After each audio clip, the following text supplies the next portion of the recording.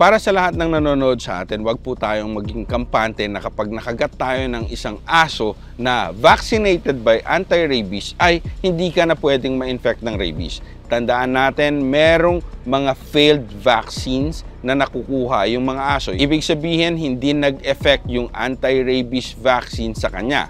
Another thing is pwede ring expired na yung rabies vaccine niya. And para sa lahat ng nanonood, huwag tayong mag second guess kung rabid ba yung nakakagat sa atin. Basta nakagat tayo ng aso o kaya na-scratch tayo, kailangan natin magpunta sa doktor para magpa-anti-rabies shot.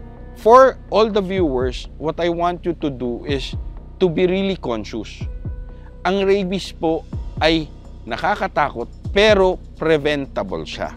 Kaya very important talaga na annually pinapa-anti-rabies shot mo yung aso mo. Kasi dagdag protection to.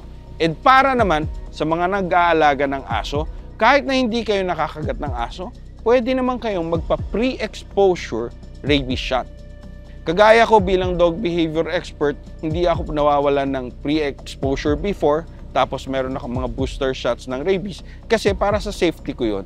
Hindi ko titipirin yung sarili ko, gagawin ko ang lahat para makaiwas sa rabies. Sana sa lahat ng nanonood sa Lifesaver, sana mas naintindihan ninyo yung tungkol dun sa rabies. And sana wag tayong matakot. Kailangan lang nating maging conscious dahil preventable naman ang rabies. Ako po si Lester Sapanta, The Pinoy Dog Whisperer, ang inyong gabay sa pag-aalaga ng aso.